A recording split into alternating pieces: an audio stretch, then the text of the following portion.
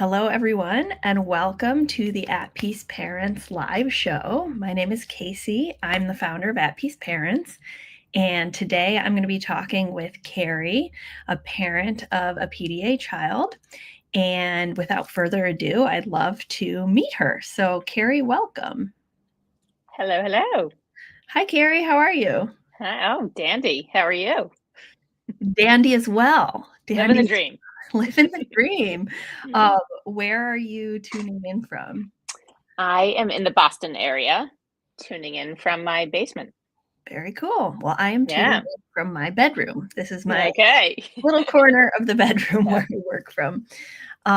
Well, it's nice to meet you, and thank you for being here. So you didn't, I don't know if you submitted a written question, but Jake said that you had a question. It's like a smattering of topics, but I'm sort of narrowed in. Sorry, the little one was just joining us. I know nothing about that. You get it.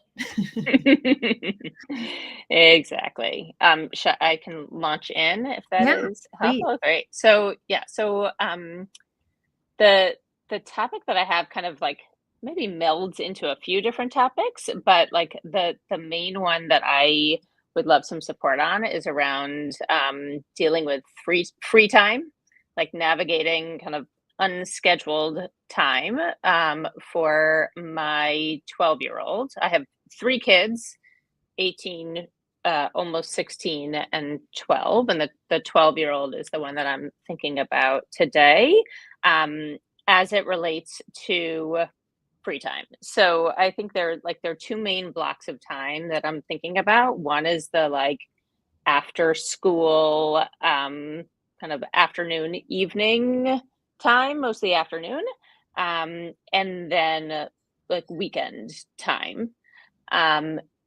He's trying to figure out how to navigate times when there are some times where he is like perfectly happy to be on screens, and he's got like every model of anything that could like entertain him, and sometimes that's like all well and good. And there are also times, many times, where he wants to go out and do something, but he does not know what the something should be, and wants suggestions. But everything that we suggest is like, once we suggest it, it's no good. Yeah. And he has ADHD as well. And so it's like things need to be new and different. And there's only so many new and different things that are out there. And it also seems to like only count if we're like going and spending lots of money. So those are the things that he wants to do. And we have tried. It's funny because last week I actually, for the first time ever, took him on like a little vacation, just the two of us. We went to New York City. And literally, like, he wanted to be in Times Square, walking around. That's what he like. That was like, okay, he has found his happy place. That is, Times Square is his speed. We live in a suburb, and there's like stuff to do. There's a lake at the end of our street. It's amazing. And like there are times where he like in the beginning of the season like wants to go snorkeling and just look for stuff and whatever. But then it's like becomes old very fast. Yeah. What say you? Yes. I would love advice. Great. Questions. So, yeah. why don't we go back to the PDA lens, which is where we always start, right? Yep. So I conceptualize PDA as a nervous system disability, right? And so there's two things that I hear going on here, which are both related, I think, to dopamine, right? You said he was ADHD, and what we know about ADHD is that boredom can actually feel physically painful for ADHDers. And then even if a PDA child is not ADHD, a pattern is that they seek novelty, dopamine, and sensory intense experiences, which my perspective is that that is actually to distract from a baseline of feeling unsafe and perceiving danger or life threat, just like part of the way that their brain works. So it's like a double whammy for your son, which sounds a lot like my older son, Cooper, right? Like he wants intensity and to be doing something 100% of the time. And we used to say he had two speeds, and they're still true. He's either in like a whirling dervish amount of motion or he's asleep, and there's no in between. Yep. So that's sounding correct. Yes. Okay. Yes. We sometimes say like on or honor. It's like those are his two speeds. Or yes, asleep. Like Energizer Bunny, just like go, go, go, go, go. Yes. Yes. So I totally understand this. I want to first name and validate how difficult this is for you as a parent, right? Where it's like you're exhausted, your nervous system is depleted, and your executive functioning is tapped out because, like, constantly coming up with these ideas is exhausting. So the first tool that I'm thinking of that we could bring to bear to help us have a little bit of a scaffold for ourselves when we're trying to plan things is what I call the 4S framework. Have you heard me talk about that one? I don't know if I have, or maybe I have and I've forgotten it, but I couldn't tell you what Well, let's talk any about of the S's were. So go for it. Yeah. Yeah, no problem. So basically, the way I understand PDA, whether it's an adult or a 3-year-old, is that there are 4 scenarios or states that are going to be regulating for that PDAer. Okay. So that is first and foremost another safe nervous system. The second is screens. Or if it's like an older generation PDA, or if you have screen time limits, this can be replaced by like books or podcasts or music. But safe nervous system, screens, sensory intense experience, novelty, dopamine, and then special interest. Okay. So if a PDAer is not in one of these 4 states, they're dysregulated. Oh, interesting. Okay. Okay. And that's a hard truth, right? Because it means idea of unstructured time that doesn't have any of those 4 things is going to lead to dysregulation. Yes. Right. Okay. Like I'm thinking about the times where if he's not interested in doing screens right then, and usually what happens is like my husband and I are just like, we both work from home, which is like a double-edged sword, but like we both work and need to work and enjoy work and think that work probably makes us better parents because we are able to work. But like if we're not available right then, he goes off the wall.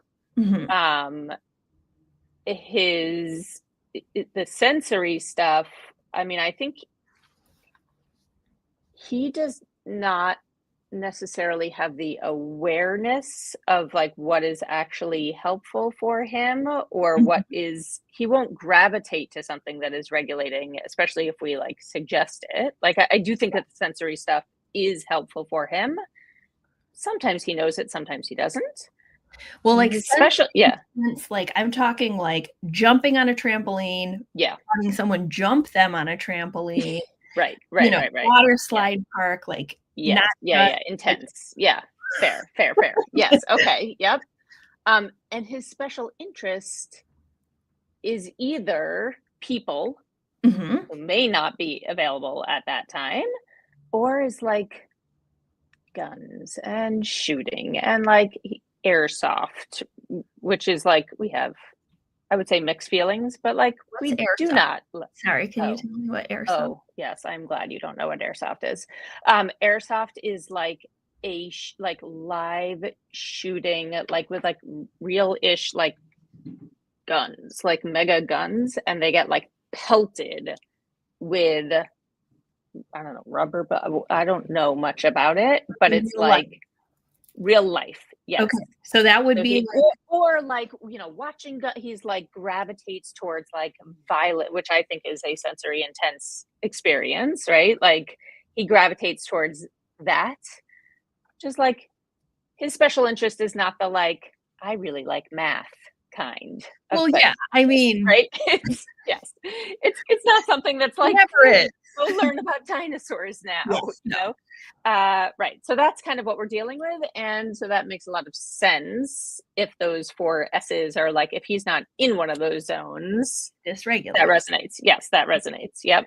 So Okay. there's 2 okay, the next thing I wanna ask you is your child going to school and are they in burnout, or are you more of like in an equilibrium with your family? Yeah, good question. So he goes to school, he goes to a therapeutic school, Okay. like, so out funded by the public school district, but in an out of district placement. I would not say that they I certainly would not say that they validate PDA. They are Mhm. coming from the like, la la la, this is not a thing kind of perspective. Um, we recently got an autism diagnosis, so they're like, willing to look at that, but I don't think that they totally understand what, it's not a great, it's not in the category of like, oh my God, what a great place for him. Yeah. It So goes back and forth. So it's like a moderately, useful experience for him. It There is some like dysregulation that results from that for sure. I don't I don't know if he's in burnout or not. I would say that looking back on it before we had any idea what any of this was, there are definitely times where I could say, yeah, that was burnout for sure. And he's made a ton of progress. And so I I would say either he's not in burnout now or he's like it's certainly not as extreme as it used to be. Mhm. That's Okay, helpful. so is one or more basic needs impacted? So toileting, sleep hygiene, eating, and or safety towards self or others? Mostly not at this point. I mean, in the past 100%, like many of those things all at once. And now not particularly. There are like some like inching on bordering me is this, but it's like in the questionable zone, not in the like, oh yeah, for sure.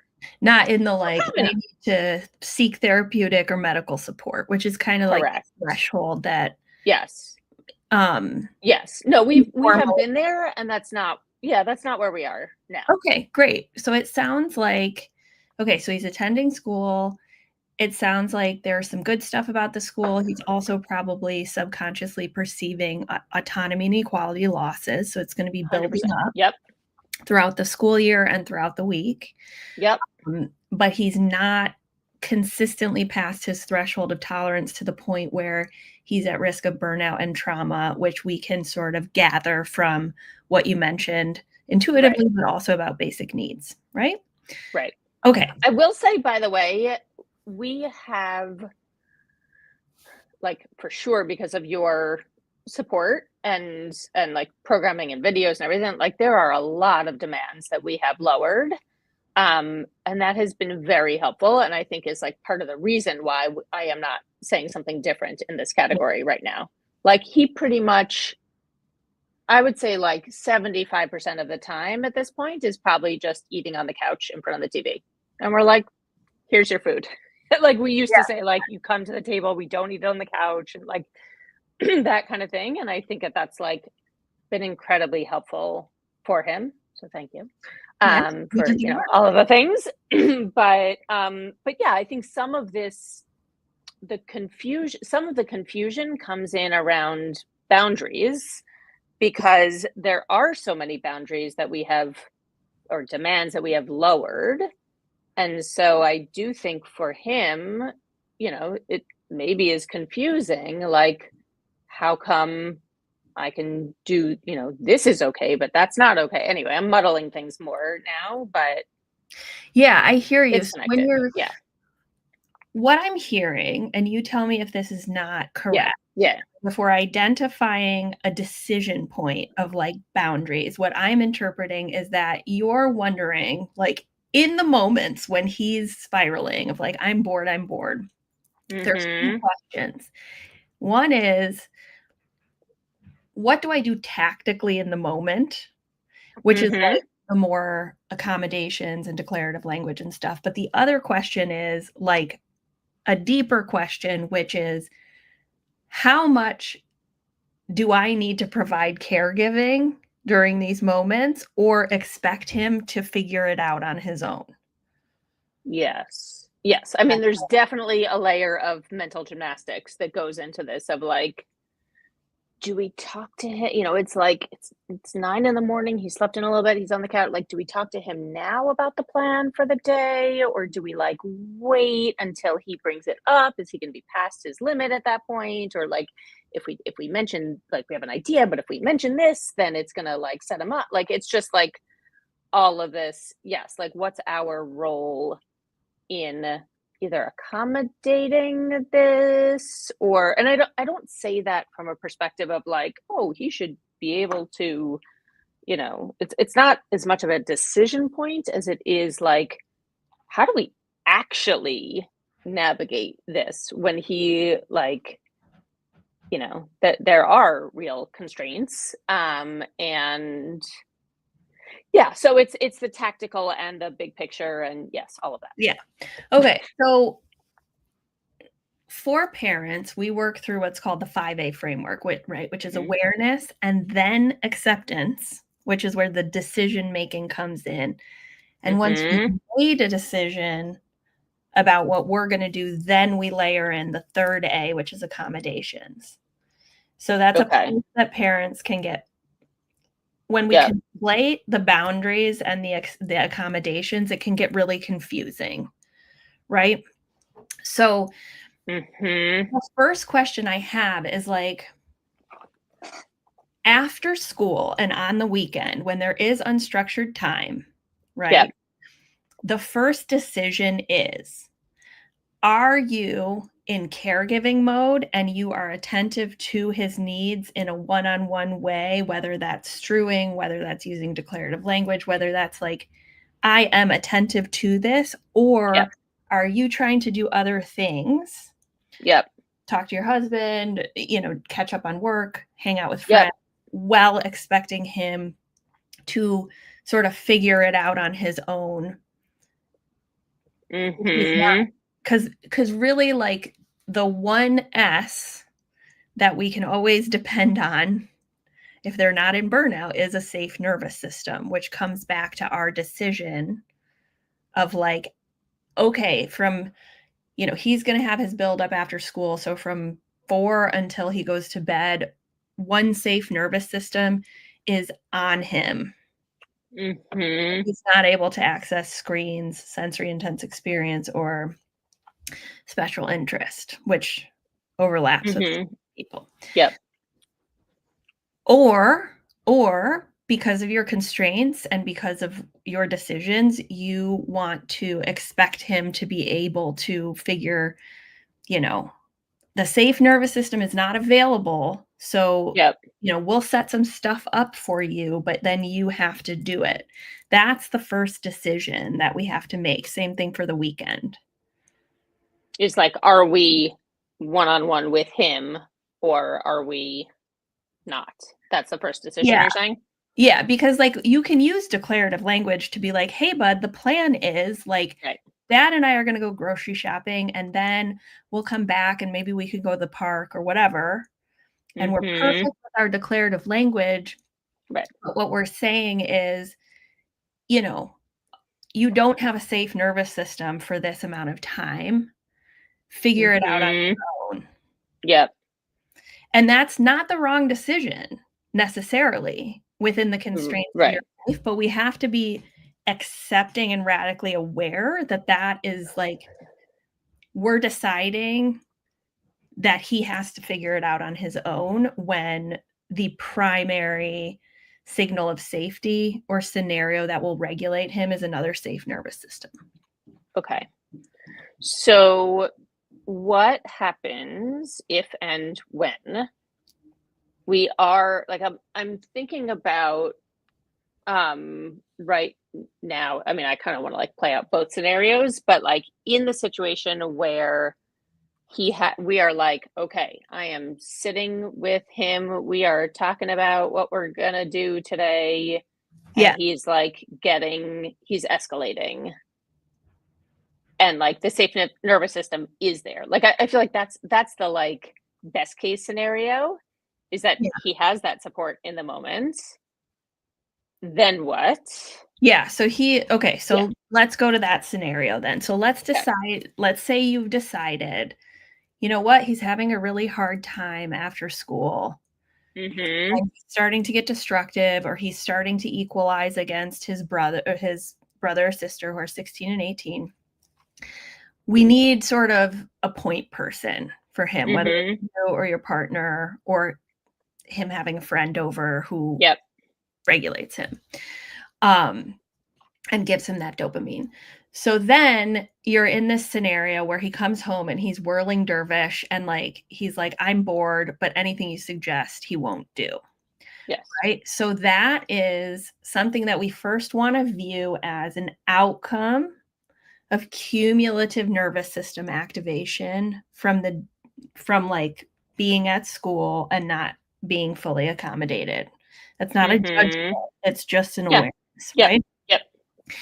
And so part of that is just recognizing like there might not be anything in the moment that you can do to quote fix or stop his like sort of looping, right? Mm-hmm. So the practice becomes more you might make an offer that he rejects, and then he's Mm-hmm. like, "But I'm bored, I'm bored, I'm bored." Like, normally what I do is I get into de-escalation mode, which is what the accommodation is. So I might, if it doesn't annoy your son, I might physically get lower, right? Like, I'll often drop to the floor, Mm-hmm. and, I'm not making direct eye contact, and I'll say, something like, "I'm sorry, but I'm really trying to help." And he might yell at me. And in that moment, like, the accommodation is don't correct, Yep. right? And I might just stay there and focus on signaling safety mammal to mammal while he, does his I'm bored, I'm bored, I'm bored, right? And it's sort of like the intersection of de-escalation and a boundary, because the boundary is like recognizing like I can't fix this because it's coming Yeah.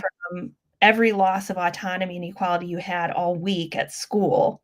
And now Yep. you're blowing off the steam, equalizing here at home, Yep. right? And sometimes that leads to, unfortunately, when my son was in burnout, that would sometimes lead to like a risk mitigation situation Mm-hmm. where, I would be removing objects, I would be making sure the other child was with a Yep. parent. Now it's much more like he'll sort of spin out and get frustrated, maybe go up to his room and slam his door, but then come down, and then we can have a collaborative conversation. Mm-hmm. Right? But it's not like if you say it this way, it'll get Right. into their brain and they'll do it. Yeah.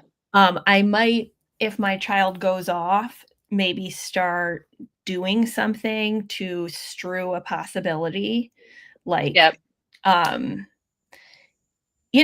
with your son, I come at everything neutrally, right? And I Yep. know that as a parent, it's super upsetting when your son is focused on guns. Like, it sucks, Mm-hmm. right? Like, Yep. for someone who personally is very focused on nonviolence, I do not like it, right? Mm-hmm. But the practice becomes, okay, how can I look at this neutrally, and how can I leverage this S, right? Mm-hmm. Maybe, like you lean in a little bit with like Nerf guns, or, I was thinking maybe you and I could go to the paintball thing, even though I hate Mm-hmm. it. And then it's like Yep. he needs to break the rule a little. Yeah. Tell me how that's landing, or like what's coming up. Yeah. Yeah. It's very helpful. I'm the the place where my head is going is thinking about the signaling, like the signaling safety, And what you were saying about like getting down lower, and just like, I'm curious other ways that you signal that. I think there are times where I will try to signal safety to him, Mhm. and it just isn't landing. Yeah. There are times where like I'll say like, "Ugh, I'm so sorry," like, and he's like, he gets mad, like, "Why are you sorry? You didn't do anything." Or I'm like, "Okay," Yeah. so I've started saying like, "That stinks. That's awful," like just playing around with that, which seems to land better than "I'm sorry that Awesome. Yeah. happened," or whatever. But also there are times where I have tried kind of leaning into some of the like, if he's, let's say, frustrated about like a tech thing that isn't working that he needs help with, and like these things are can be genuinely infuriating for I've got like a master's degree, and it's like I cannot figure this thing out, Yeah. and I don't know, and it's just genuinely confusing. And I'll say like, ugh, like I don't know what I'm doing here. And instead of like soothing him, that he'll like launch into that. He'll be like, "Yeah, and he'll start calling me every name in the book of like launching in about how terrible I am. And so um I guess just like other ideas for how to signal safety in those situations where he's getting escalated. Yeah. Okay. So the first thing I want to say is that this is an experiment, right? Like each Mhm. child will have a different response to the different tactics of signaling safety mammal to mammal. Most PDA kids like when someone's physically below them, but I've worked with parents where their kids like, why are you on the floor? Right. So I think it's awesome that you're noticing and observing Mhm. he likes this, he doesn't like this. Yep. The second thing I would say is as hard as it is in the moment, like we want to use the tactic of like, I don't know what I'm doing, which is diffusion, right? You're putting yourself below him. Right. You're Yep. also telling the truth, right? Yep. Self deprecating. So you're signaling like if he feels like everything in his world is above him and that's activating his threat response, you're intentionally or not below him Yep. because maybe he's better at the technology, which can offset that threat. But remembering that it's cumulative. So for every loss, Yep. he's going to want to have an above. Okay. Mhm. So if he's had 20 losses of autonomy in one class at school neuroceptively, Yep. that one being above mom, and then, you put yourself below him, one sense of equality. Then he says, "You're stupid, da, da, da, da," another sense of equality or like being above. Yep.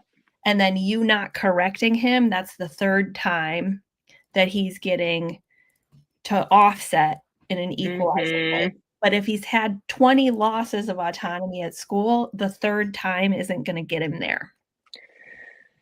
Yeah.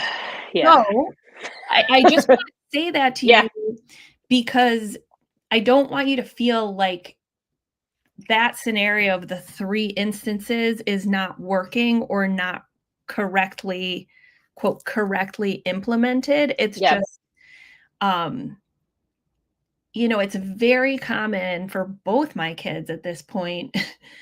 My older son much less because it's 5 years later, but to have to do that, like, last word or say under their breath, like, "Well, it's because 'cause you're stupid," to, like, offset, and I'm like, "Okay," like, still bugs me, but then I'm like, "Oh, it's just they need to be above," and then later, not in the moment, but later, Right. they're more regulated. Mhm. So, I think having some grace for yourself and also understanding this cumulative nature of, like, the tactics of the accommodations are Mhm. less about in the moment and more Yep. about imbuing your whole life with them so that whatever accumulation towards that threshold Yep. that he gets close to are being offset throughout the day, right? Even if in that moment, you saying that, he still remains a little bit over his threshold, right? Because it's all cumulative and it's also all relational. Right? So I want you to internalize that, like, those aren't lost moments or those aren't incorrect accommodations. They're just not, it's not the same logic as like we use in a behavioral framework of like, we do this and then it fixes the behavior. We're in a nervous system framework where they have a load and every interaction is bringing them down or moving them up. And so does that help you feel more confident in what you're doing? Maybe not happy about it. But Right, exactly. That confident was a well chosen word. I mean, probably, like, probably. I still wonder then about,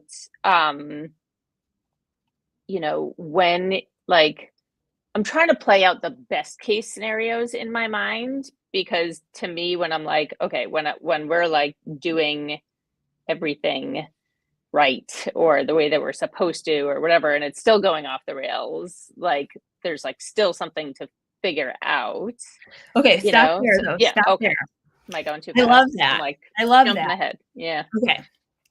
This is the nuance. Okay. Okay. So you have a 12-year-old, right? Yeah. And when did you learn about PDA? I think you were in the foundations course, weren't you? I took the foundations course. Yes, I learned about it a little less than a year ago. I think was when I first like was introduced to. About a year ago, we tried to start with a new therapist who he is refusing to see.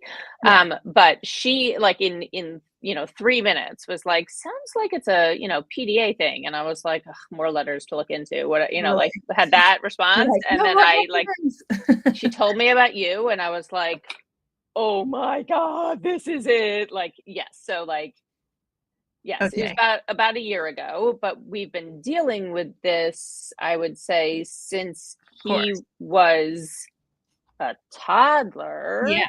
Is like when we kept that's so yes. Okay. So let's pan out for a second together, Carrie. So even if you were the most gentle parent ever, super attachment focused. I'm not. Okay.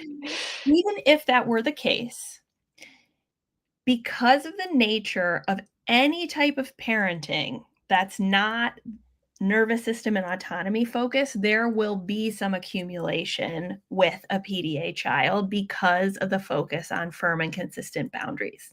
And the nature of how we're conditioned to understand parenthood. Of like, I need to be the authority and have firm boundaries in order to keep my child safe. Like, no matter how gentle you are, we all internalize that, right? That's just the conventional wisdom, one. 2, our kids often don't appear autistic or neurodivergent and are high masking. So at school, they're not going to be getting accommodations or flexibility. And whatever school they're in, they're going to be perceiving losses of autonomy and equality and having that nervous system built. Then if they're going to therapy, almost any therapy they go to, even if it's great, like occupational therapy, it's skills focused. It's, have this plan, pick out these laminated things and put them in the order that you want to do it. Nothing against occupational therapy, but all losses of autonomy and expectation. Okay. For 11 years, including a pandemic. Right. So 11 years. Loss of autonomy. Your child was perceiving a lot of losses of autonomy and equality. And our kids will always perceive some because it's nature, it's human. Like we interact with other humans, we perceive losses of autonomy and equality. But then you figured out PDA and you changed your behavior, which is extraordinarily difficult. And so I commend you for that. And you've seen an improvement. Okay. And that happens from proactively, not just in the moment of activation, doing the accommodations, which is facilitating a different way of being with your child, right? The tactics are to facilitate a different energetic and energetic relationship of like non-attachment, collaboration, mentorship. I'm not trying to control you in any way or teach you. Okay. Your child, even if you have done the perfect paradigm shift and you employ every single accommodation perfectly, two things are true. One, he is still going to need time to come down and to truly have a different felt safety with you because of those first 11 years. Okay. So it doesn't mean because there's still activation that you need to add more, fix more, beat yourself up. It's more about continuing. And then the second thing is, which is something I have to remind myself, even if I were to perfectly accommodate at all times, which I don't, because I'm human, my child will still have some activation because there's internal losses of autonomy, because there's other kids for you, there's 2 other siblings, right? There just will be times when there's activation, and then our agency is to say, okay, this is a nervous system disability. I'm going to move into de-escalation, diffusion, or risk mitigation. And then accepting that as part of your life is the next step, and finding joy even in the face of that, and or looking at your constraints differently of like, okay, this is what we did of like, if my child is an eloper and he's running all the time because he is activated, maybe I need to live in a smaller town so that he's not running into the street in a city, right? And so that's sort of like we're never gonna make them not PDA. And so that's sort of the next threshold beyond the tactics. I mean, that's a major life shift to like say, like to me, it would be like, this is a constraint where we live, right? And I guess maybe it's in this case, it's not, it wasn't like, it was a constraint that you could overcome by moving to a different town, let's say. Yeah, sometimes you can't. Sometimes you can't. You just have to move into the radical acceptance piece. So like, if there are constraints that we just like is beyond what we can shift, right? If like we just that we're not going to like, every day of the week go drop $100 on you doing some activity that is like not fun for us. We don't want to do it either. So we're like, just like, there are only so many new things that we can do for you. Like what I guess what then when there are legitimate constraints? Yeah, and that's when we accept the constraints. We accept the choices we're making as the best we can do within the constraints. And then we accept that because of the choice we're making, there will be activation. There is no option C where it's like the choice between spending the $100 and him activating. There's no strategy or like declarative statement that will make it not that trade-off, because that's the nature of what that makes it a real constraint is like, right. And so a couple things can happen. We can always make different decisions, right? We can say, you know what, this is actually the trade-off, and these are my true constraints, maybe I will spend $100 a day. Or with no judgment, we say, I can't spend $100 a day, but maybe I can spend 20. Or we say, financially, I can't spend anything. And so I know he's going to activate. And so then my agency is to move into the skill of de-escalation. Yep. Okay. And can you say a word about that? Just remind me about the de-escalation. Yeah. So then what that looks like. there's 3 responsive accommodations. So Right. there's 9 accommodations that are designed to be doing all the time. Yeah. Right? Just like part of your lifestyle. And we just I have them in the back of my planner, like right here. Yeah. Love it. Okay. So So good. Yes. Okay. If we want to simplify, all we're trying to do is to signal to their amygdala, to the best of my ability, it's okay if you're above me. I'm here to help you. You have choice within constraints. Like, we have to keep people safe, but like, I'm trying to give you as many pieces of autonomy that I can. Okay. That's like where we're trying to get to, that energy in the home. Okay. Yep. At the same time, these kids will activate sometimes. They'll get to the threshold, they'll have a hard week.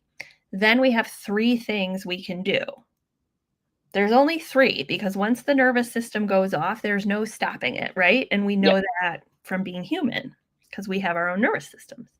Yeah. So if it's more verbal equalizing or non-destructive equalizing, like controlling, criticizing, calling you names, we can choose to diffuse, which at its simplest is just not saying anything to correct them. At its more advanced, it's like using self-deprecating humor or trying to actually put yourself below them in a way that might make them laugh. Okay. Yeah. The second skill we have is de-escalation, which is big meltdown or shutdown that's not dangerous to them or anyone else around. Yep. Right? So that one is the more bearing witness to their pain and staying with it. Right? And maybe you have to do a little risk mitigation of like removing a sibling, or if they're near things that could break, we move them. Yep.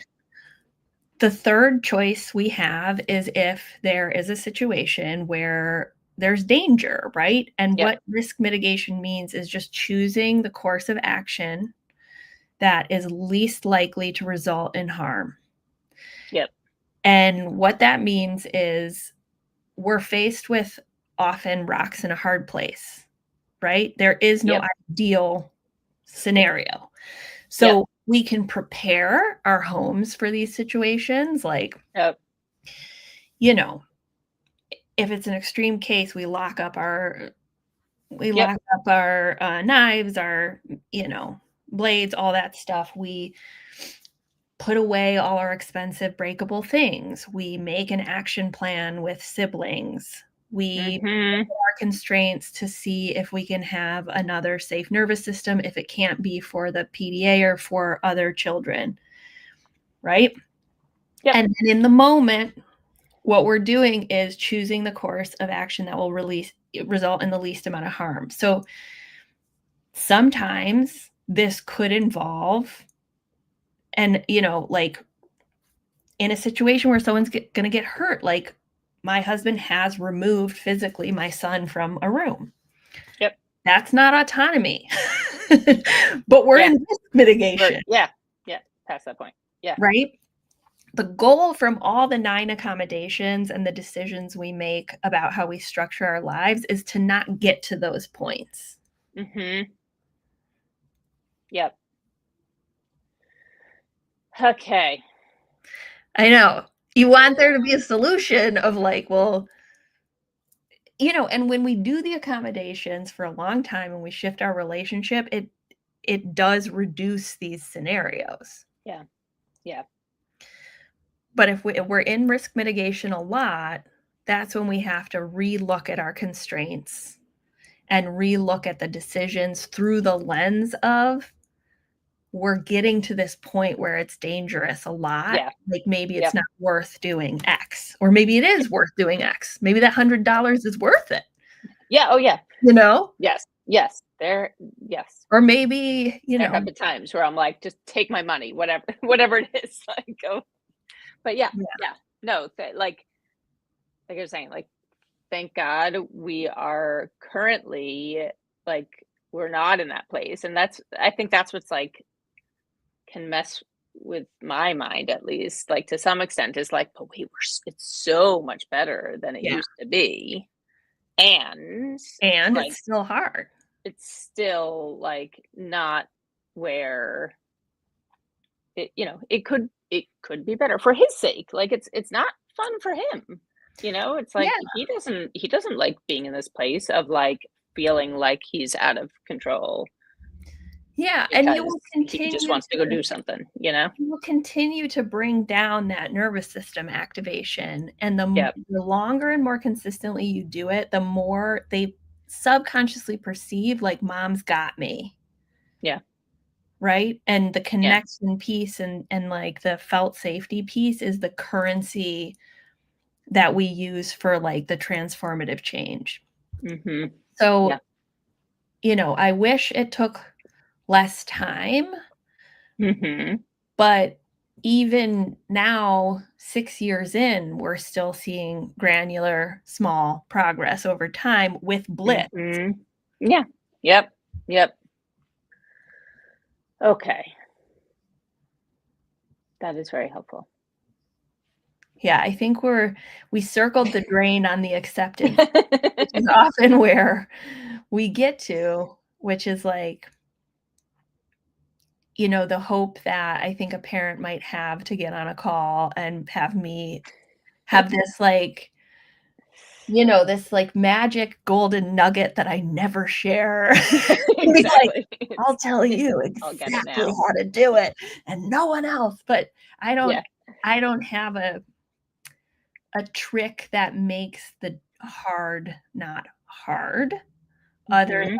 than not taking it personally, recognizing and tracking the progress you are making, Mhm. allowing yourself to experiment and knowing that we all mess up, Yep. but just seeing that as we're getting data. We're just getting Yep. data. Yep. And then accepting ourselves for having reactions to how hard it is to raise a child Yep. with a disability. Yep. And a disability that most people don't see.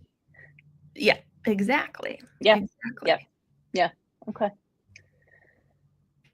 Thank you. Yeah, I hope it was helpful. Yeah, very helpful. Yeah, I am gonna like rewatch this 3 times probably to like, Great. take it all in and like, have it kind of build me up to like keep practicing things and keep trying things and like, yeah, I think the part that resonates for me the most is like, um just again, it's like a reminder of the cumulative nature of things, of like, just because it's not solving it immediately doesn't Mhm. mean it's not helping. And and like, even if it's just, I mean, I've thought this many times in the past of like, even if something is just not making something worse, Mm. that is fantastic. I will take it. Yeah, So yeah, that's very helpful. Thank you. yeah, you're doing amazing. I'm glad to hear that things have improved. I expect that they will continue to. I can see you're dedicated to Hopefully. your Thank yeah, you. No, this is everything that you have shared and that you're doing is so extraordinary. And yeah, it's crazy how like for years, he was this, like, everyone was like, oh, what a complex case, it's like really complex, and like the experts not, really kind of knowing what to do. And like in so quickly, I'm like, oh, now he is textbook. Like, this Yeah. is Yeah. like, oh, all of a sudden overnight, like, oh my God, this is exactly what's going on. Yeah. So So thank you for everything you're doing. you're like, oh, context. This is why it's Uh-huh. happening. Yeah. Yep, It's like exactly. it takes a weight off as a parent Yep, for sure. for sure. Well, Thank Carrie, it you. was so nice to meet you. So good to be in I know conversation I with met you. you Thank you. at a call. Yeah, Yeah, but a nice couple to meet weeks you ago in I person. was there, but yeah, yes, again, have a conversation. Thank you. Yeah, thank you. Bye. Appreciate it. Good luck. Bye. Thank you, everyone, for being here. Thank you, Carrie, for sharing, and I will see you guys soon.